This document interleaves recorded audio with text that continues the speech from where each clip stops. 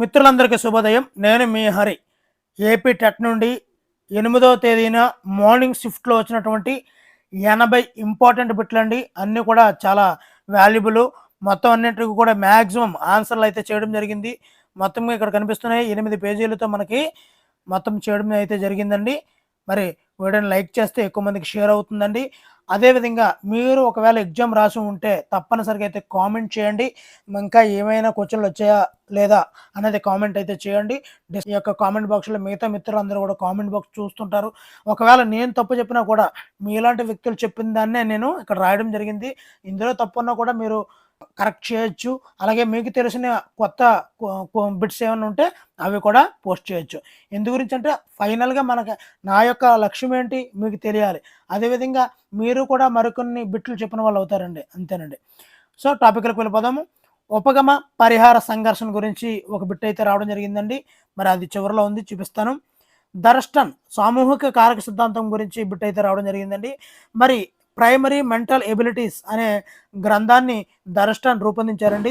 ఆ primary mental abilities నుంచి తీసుకున్నటువంటి సిద్ధాంతమే సామూహిక కారక సిద్ధాంతం అండి. అలాంటి సిద్ధాంతాలు కొద్దిగా చూసుకున్నట్లయితే ఏకకారక సిద్ధాంతం బినే, ద్వికారక సిద్ధాంతం స్పియర్మ్యాన్, బహుకారక సిద్ధాంతం థార్నడైక్, స్వరూప నమూనా సిద్ధాంతం గిల్ఫర్డ్ అండి. అదేవిధంగా ప్రజ్ఞా పరీక్షలు అండి. మరి ఆ యొక్క పీడిఎఫ్ రూపంలో చివరిలో పెట్టానండి, దాన్ని కూడా ఎక్స్ప్లెయిన్ చేద్దామండి. ఇక మెమొరీ యూనిట్ అంటే ఐసిటీ నుంచి ఇవ్వడం జరిగిందండి.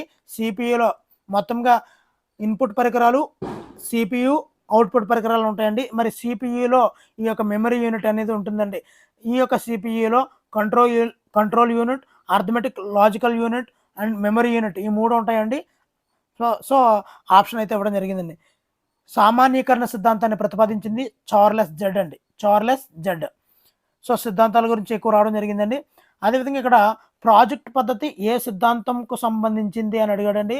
యాక్చువల్గా ప్రాజెక్ట్ పద్ధతిని అయితే రూపొందించింది అయితే కిల్పాట్రిక్ అండి. మరి ఏ సిద్ధాంతంకు సంబంధించింది అన్నది మీకు తెలిస్తే తప్పనిసరిగా అయితే కామెంట్ చేయండి. అదేవిధంగా ఎల్ఏడిలో భాషకు సంబంధించి సరికానిది అడిగాడండి.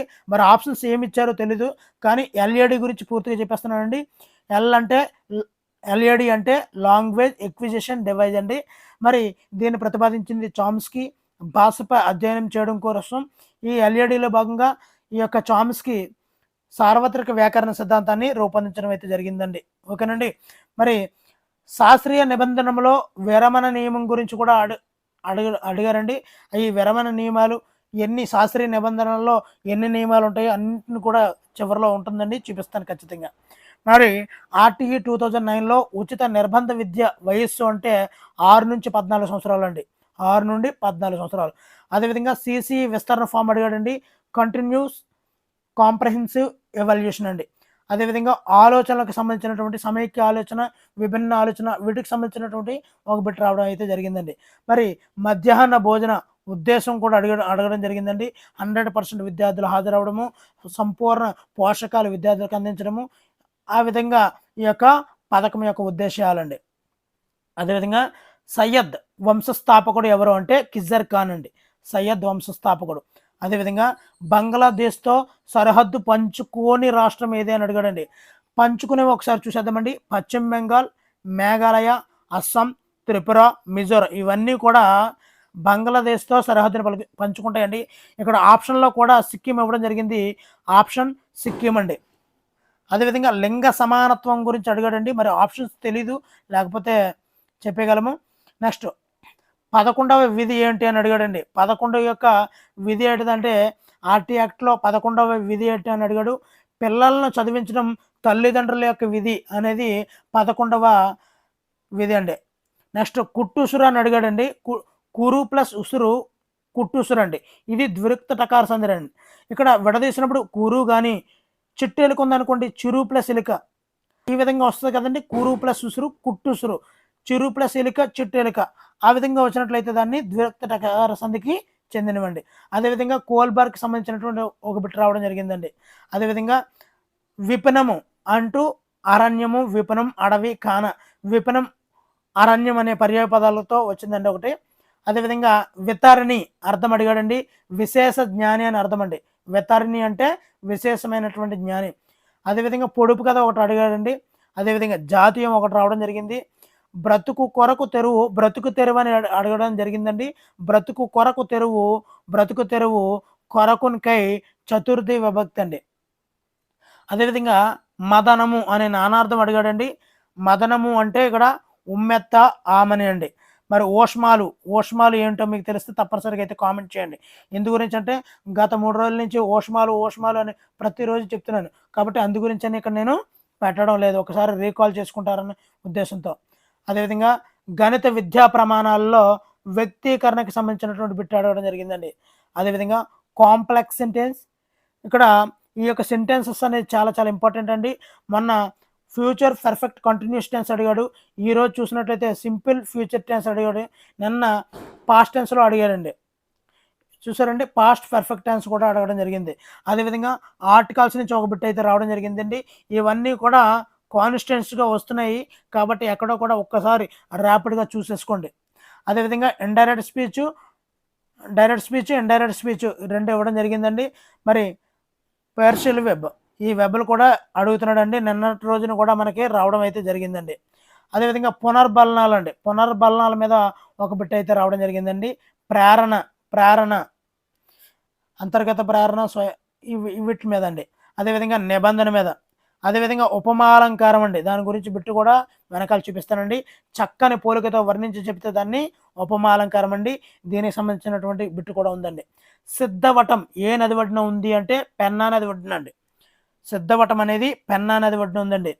అదేవిధంగా నాణ్యమైనటువంటి ఇనుము అధికంగా ఉత్పత్తి చేసే దేశం ఏది అంటే బ్రెజిల్ అండి, బ్రెజిల్. మరి మగధ రాజ్యం రాజులకు చెందని వారు అని అడిగాడండి. మరి అది కూడా వెనకాల ఉంది, చూపిస్తానండి. అదేవిధంగా స్థానిక స్వపరిపాలన అనేది ఎన్నవ ఆర్టికల్ అని అడిగాడండి. 40వ ఆర్టికల్ అండి. ఇది రాజ్యాంగ సవరణ 73 ద్వారా ఏర్పాటు చేశారండి స్థానిక స్వపరిపాలన. అదే 74వది అయితే పట్టణాల్లో స్థానిక స్వపరిపాలన ఏర్పాటు చేశారు. మరి 1959లో స్థానిక స్వపరిపాలన ద్వారా ఏర్పడింది. మొట్టమొదటిగా రాజస్థాన్లో స్థానిక స్వపరిపాలన అనేది 1959లో ఏర్పడిందండి. అదేవిధంగా లాభాలు నష్టాల మీద చాలా చాలా ఇంపార్టెంట్ అండి. దీని మీద ఒక బిట్ అయితే రావడం జరిగిందండి. మధ్యగతం, గత 2 రోజుల నుంచి కూడా మధ్యగతం, బాహుళకం మీద వస్తున్నాయండి. అదేవిధంగా శంకు సంపూర్ణతల వైశాల్యం మీద బిట్ అయితే అడిగారండి. శంకు సంపూర్ణతల వైశాల్యం πr × l+r అండి, πr × l+r. అదే ప్రక్కతల వైశాల్యానికి సూత్రం అయితే πrl అండి, πrl. అదే ఘనపరిమాణానికి సూత్రం అయితే 1/3 πr² అండి, 1/3 πr² అండి. అదేవిధంగా పెద్ద భిన్నాలను ఇచ్చి సూక్ష్మీకరించడం అంటే పైన కిందని, ఇప్పుడు ఫర్ ఎగ్జాంపుల్గా 45/10 ఉందనుకోండి, రెండు ఒకే టేబుల్లో మనం క్యాన్సిల్ చేయాలండి. సో దీనిని మనం సూక్ష్మీకరించడం అంటామండి. ఈ సూక్ష్మీకరించడం గురించి బిట్ అయితే రావడం జరిగిందండి. అదేవిధంగా ఘాతాలు, ఘాతాంకాలు చూడండి. a⁴m × a⁴n = a⁴m+n, a⁴m/a⁴n = a⁴m-n, a⁴m/n అంటే a⁴mn. సో ఇవన్నీ ఫార్ములాస్ ఉంటాయి కదండి. వీటి మీద ఘాతాలు, ఘాతాంకాలను ఉద్దేశించి ఒక బిట్ అయితే రావడం జరిగిందండి. అదేవిధంగా భాస్కరుడు అంటే వ్యుత్పత్తార్థం అండి. కాంతిని కలుగజేసేవాడు సూర్యుడు అని అర్థం వస్తుందండి. మరి వికృతి అంటే ఏమిటని అడిగాడండి. వికృతి అంటే తద్భవాలు. మరి ఇంకా ప్రకృతి కూడా చెప్పేద్దామని తత్సమాలు. ప్రకృతి అంటే తత్సమాలు, వికృతి అంటే తద్భవాలు అండి. ఇక్కడ పుత్రుడు వికృతి పదం అడిగాడండి. బొట్టెడు, బొట్టె బాస్ అంటాడు కదా మన చమ్మక చంద్ర, బొట్టె బాస్ అంటాడు కదా. బొట్టె బాస్ అంటే బొట్టె అంటే పుత్రుడు, బొట్టెడు, పుత్రుడు. ఇక్కడ ప్రతిరోజు ఈ పద పద్ధతి, వాక్య పద్ధతి, కథా పద్ధతి ఎక్కువ సార్లు వస్తుందండి, చూసుకోండి, చాలా ఇంపార్టెంట్. అదేవిధంగా బోధన పద్ధతుల గురించి కూడా ఇవ్వడం జరిగిందండి. మరి దీని తాలూకు ఆప్షన్ తెలియదు మనకి. మీకు ఏమైనా తెలిస్తే తప్పనిసరిగా కామెంట్ బాక్స్లో చేయండి. మరి నేను దాన్ని పిన్ చేసి అందరికీ, మన మిత్రులకు, వ్యూవర్స్కి యూజ్ అయ్యే విధంగా తప్పనిసరిగా అయితే పెడతాను. ఈ బిట్లో ఏదైనా రాంగ్ ఉంటే సార్ ఈ విధంగా వచ్చిందని కామెంట్ చేయండి, ఇబ్బంది లేదు. అది అల్టిమేట్గా నేను వీడియోలు చేయడం అన్నా, మీరు కామెంట్ చేయడం అన్నదా, మిగతా మిత్రులందరూ కూడా కామెంట్ బాక్స్ చూస్తారనే ఉద్దేశం తప్ప మరేమీ కాదండి. ఓకేనండి. మరి మరి నాకు ఇచ్చినవి కూడా మీలాంటి మిత్రులు ఇచ్చినవేనండి. నెక్స్ట్, పిల్లల మీద 150 పుస్తకాలు రాసింది ఎవరని అడిగాడండి. మరి ఇది ఆప్షన్స్ తెలిస్తే మనం ఆన్సర్ అయితే పెట్టేయగలమండి. మరి కంప్యూటర్లో MS ఎక్సెల్లో ఫార్ములాను స్టార్ట్ చేసేటప్పుడు ఏ లెటర్తో స్టార్ట్ చేస్తారంటే ఈక్వల్తో స్టార్ట్ చేస్తామండి. Equal sum if, equal sum ఈ విధంగా పెడుతూ ఉంటాము. ఈక్వల్తో ఈ విధంగా అడిగాడు, ఈక్వల్తో స్టార్ట్ చేస్తామండి. అదేవిధంగా డిఏటిబి సామర్థ్య పరీక్ష గురించి అడగడం జరిగిందండి. దేనికి సంబంధించి అని అడిగాడు. మరి డిఏటిబి విస్తృత ఫామ్ చూసుకున్నట్లయితే డిఫరెన్షియల్ యాప్టిట్యూడ్ టెస్ట్ బ్యాటరీ అండి. మరి దీనిని బిన్నెట్ మరియు అతని అనుచరులైనటువంటి సీసోర్, వెస్మన్, హెరాల్డ్ ఫోర్డ్ వీళ్ళు ఈ యొక్క డిఏటిబి సామర్థ్య పరీక్షని రూపొందించారండి. అదేవిధంగా సందేశం పాఠ్యభాగం యొక్క ఉద్దేశం అడగడం జరిగింది అని వచ్చిందండి. మరి శ్రమజీవుల గురించి తెలియజేస్తుందండి. మరి ఇందాక చెప్పాను యత్న దోష పద్ధతి గురించి వచ్చిందని చెప్పాను. మరి దానిలో నియమాల గురించి వచ్చిందండి. మరి సంసిద్ధత నియమము, ఫలిత నియమము, అభ్యాస నియమం అనే 3 నియమాలు ఉంటాయండి ఈ యొక్క యత్న దోష పద్ధతిలో. అదేవిధంగా 8వ బిట్లో ముందు చెప్పానండి, తర్వాత ఉంటుందని చెప్పాను కదా. విరమణ గురించి అడిగారు శాస్త్ర నిబంధనలు అని చెప్పడం జరిగింది. మరి అందులో ఈ యొక్క 5 రకాల నియమాలు మనం చూసుకోవాలండి. కాల వ్యవధి నియమం, పునర్బల నియమము, విరమణ, అయత్న సిద్ధ స్వాస్థ్యం, సామాన్యీకరణ సిద్ధాంతం ఇవన్నీ కూడా చాలా చాలా ఇంపార్టెంట్ అండి. నెక్స్ట్ కమలాప్తుడు అంటే ఏమిటి అని అడిగాడండి. కమలాప్తుడు అంటే సూర్యుడు అండి. అదేవిధంగా 61 అండి, వెనుకబడిన వారి కోసం, నిమ్న జాతి వారి కోసం వారి ఆకాంక్షను నెరవేర్చుకునే ఉద్దేశంతో చేసినటువంటి పాఠ్యాంశం ఏది అంటే మేలుకొలుపు అండి. మేలుకొలుపు కుసుమధర్మన్న మేలుకొలుపండి. మరి ఆంధ్ర నాటక రంగ దినోత్సవం ఎప్పుడు అని అడిగాడండి. ఏప్రిల్ 16వ తేదీ అండి. ఏప్రిల్ 16 ఆంధ్ర నాటక రంగ దినోత్సవం అండి. నెక్స్ట్ వెనుకబడిన వారి కోసము, సంచార జాతుల వారి కోసము రచనలు చేసింది ఎవరు అని అడిగాడండి. చింతా దీక్షితులు గారండి. చింతా దీక్షితులు గారు. ఇక్కడ ఉపమాలంకారం గురించి ఇవ్వడం జరిగిందండి. తల్లి ప్రేమ లాంటి నీడనిచ్చేది ఈ వేప చెట్టు. లాంటి అంటే చక్కని పోలిక, తల్లి ప్రేమ లాంటి అంటే ఇక్కడ చక్కని పోలిక ఇస్తున్నాడు కాబట్టి అది ఉపమాలంకారం అండి. అదేవిధంగా 2 గురువులు 1 లఘువు ఉన్నట్లయితే ఇది తగనాన్ని సూచిస్తుందండి. ఇక్కడ కసారీ కార్మికుల గురించి ఉద్యమం చేసింది ఎవరు అంటాడండి. బెజవాడ విల్సన్ అండి. కసారీ కార్మికుల గురించి ఉద్యమం చేసింది బెజవాడ విల్సన్ అండి. మరి 13వ బిట్లో కూడా మనం చెప్పాము మగధకు సంబంధించి సరికానిది ఏంటి అని అడిగాడండి. మరి మగధుల్లో మొదటి రాజు బింబిసారుడు అండి. ఇది సరైనదే. మరి మహాపద్మనందుని కాలంలో రాజ్యం వాయువ్యం నుండి ఒడిశాకు విస్తరించింది. ఇది కూడా సరైనదేనండి. ఇక్కడ ఉత్తర భాగంలో ఖనిజ నిక్షేపాలు ఉన్నాయి అన్నది రాంగ్ అండి. ఇక్కడ దక్షిణ భాగంలో ఖనిజ నిక్షేపాలు ఉన్నాయండి. మరి దీనికి సంబంధించినటువంటి వీడియోలు డిస్క్రిప్షన్లో లింక్ పెడతానండి, చూడండి. ఇలాంటి సరికానివి ఇలాంటి బిట్ సేమ్ ఫార్మెట్తో అనేక వీడియోలు చేశానండి. మరి ఒక సిరీసే చేశానండి. డైరెక్ట్గా 10 వీడియోలు అయితే ఈ యొక్క మా సోషల్ మీద చేయడం జరిగింది. కింద చూపిస్తానండి, లైవ్లో డిస్క్రిప్షన్లో అయితే లింక్ పెడతాను, చూడండి. మహాజనపదాలకు సంబంధించి సరికానిది సేమ్ ఇదే ప్యాటర్న్ ఎక్కువ యూజ్ చేస్తున్నాడండి, చూసుకోండి. మరి రాజుకు చెల్లించే వాటాను ఏమంటారు? బాగా, ఇది సరైనదేనండి. రోజు కూలీలను వేసరా అంటారని రాశాడండి. ఇది సరైనది కాదు. బత్తుగా అనేది సరైనదండి. నెక్స్ట్ 67వది జీవ రసాయన నత్రజని స్థాపక కారకాలు ఏంటి అని అడిగాడండి. ఆల్బో వైరస్, శిలీంధ్రము, రైజోబియం, నీలి ఆకుపచ్చ శైవలాలు. ఈ విధంగా ఇస్తే సరిపోదును. మళ్ళీ ఏమిచ్చాడు ఆప్షన్లో 1 and 2, 3 and 4, 1 and 3, 2 and 4 అని ఇచ్చాడండి. ఇప్పటికే ఒకటి గుర్తుండడమే కష్టము, ఇక్కడ ఆప్షన్లో మరలా 2 జోడించాడండి. ఇక్కడ ఆన్సర్ అయితే నత్రజని స్థాపక కారకాలు రైజోబియం అండి. మనకు ఖచ్చితంగా తెలుసు రైజోబియం, కానీ ఇక్కడ 3 ఒకటైతే పెట్టేయగలము, ఇక్కడ మళ్ళీ 4. సో మళ్ళీ ఇంకా ఈ 3 అనేది దీనిలో కూడా కలిసి ఉందండి, కాబట్టి మనం కన్ఫ్యూజ్ అవుతామండి ఇక్కడ. కాబట్టి కొద్ది జాగ్రత్త చూసుకోండి. రైజోబియం, నీల ఆకుపచ్చ శైవలాలు అండి. అదేవిధంగా క్రింది వాటిలో అద్దంలో తారుమారు అవ్వని అక్షరాలు ఏంటి అని అడిగాడండి. మరి ఇక్కడ ఈ పదాలు అనేవి తారుమారు అవ్వండి. ఈ ఆప్షన్ అనేది కరెక్ట్గా వస్తుందండి. కాండం క్రిందన కొమ్మలు వచ్చి గట్టి కాండం కలిగి ఉండనిది అని అడిగాడండి. ఆప్షన్లు అయితే గుల్మాలు, పొదలు, చెట్లు అని అడిగాడు. ఆన్సర్ అయితే పొదలండి. మరి తాదాత్మీకరణం అంతరీకరణం కనిపించే దశ ఏది అని అడిగాడండి. గుప్త దశ అండి, గుప్త దశలో. నెక్స్ట్ అహం ఏ సూత్రం ఆధారంగా పనిచేస్తుందంటే వాస్తవిక సూత్రం ఆధారంగానండి. చూసేద్దామండి.